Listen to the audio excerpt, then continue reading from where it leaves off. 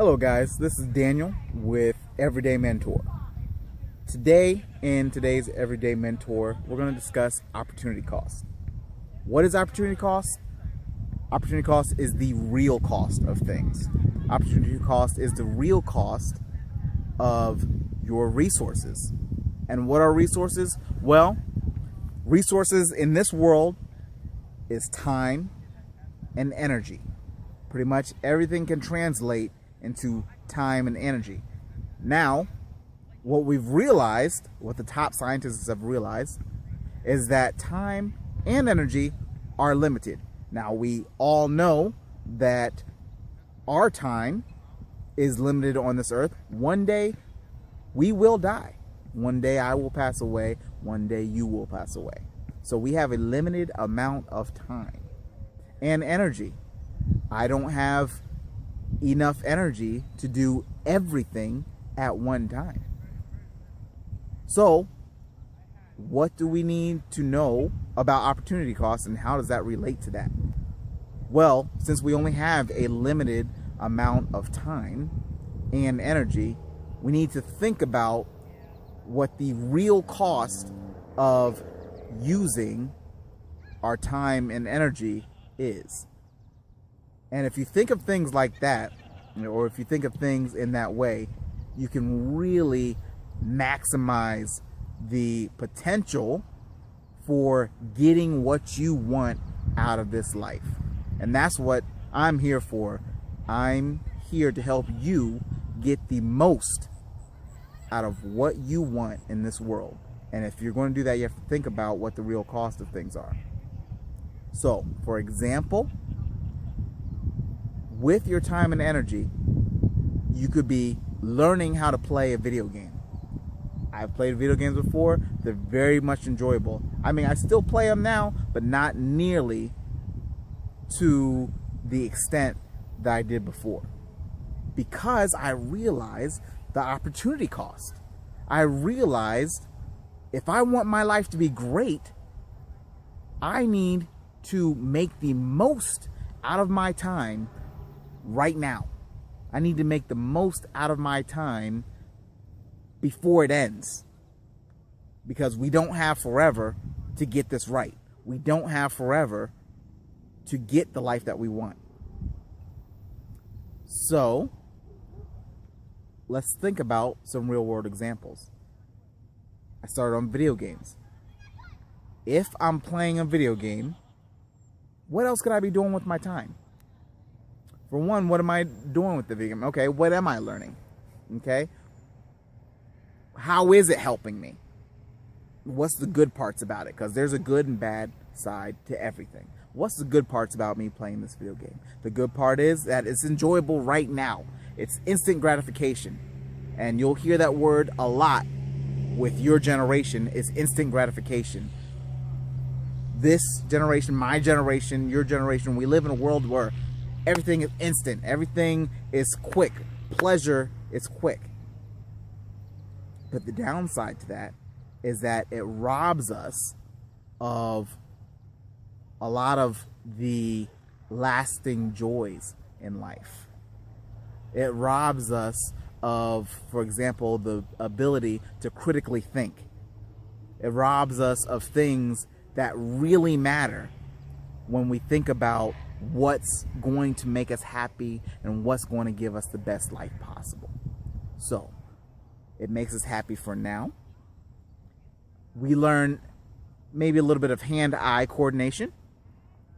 And in some games, we can even learn problem solving in a limited manner. Because every game has some problem, or most games that I know of have some type of problem that need to be solved. So, a little bit of problem solving, some gratification, we need that. We need just that normal feel good, and maybe something hand-eye coordination. Now, what could you be doing with that? Well, you could be learning how to make money. That's a great use of our time and energy, because money translates directly. We can exchange that. We can exchange our money for time and energy. It can shorten the time that it takes to do things, and it shortens the amount of energy needed to do them. So we can exchange, and we can learn how to make money and exchange that and have a better life for ourselves. And then we can more quickly get the things that we want. Learning how to build a skill that creates money. Because ultimately right now in this life, that's what we're aiming at. We're aiming at getting the best bang for our buck. We're aiming at getting the best life experience, and right now one of the best ways to do that is money. One of the best resources is money, because it's all resources. The friends that we have are resources, our time, our energy, they're all resources. You could learn how to have more friends. You could be spending time. You could be spending more time with friends in person. Now I know you're saying that, well, I'm spending time with my friend online. I'm spending time with my friends together while we're playing this game. That's good too. That is very good. Now, how does it translate to having a great life once you need to contribute back to society? How is that contributing back to the world? Because that's what happens. That's how you get to have the greatest experience out of this world, is to contribute back to it. So if you contribute to it, it will contribute back to you. So how is video games contributing back to this world? Well, not a lot if you think about it, right? So the opportunity cost of playing a video game versus building a skill, it actually costs a lot more than you think to play that video game. It's costing your time and your energy when you can actually be using it for something a lot more powerful to get the happiness that you want. You're happy now playing the video game, but it's not going to make you happy later. I know this from firsthand experience. Another thing is junk food. Junk food is the same way. It makes you happy for now, but later on, when you have health problems and when you don't feel the way that you would like to feel, and you can't run like you would want to run, or you can't look the way that you like to look, you just aren't able to have the same high quality of life experience if you eat way too much junk food. Now, of course, everything in moderation is okay. Everything in moderation.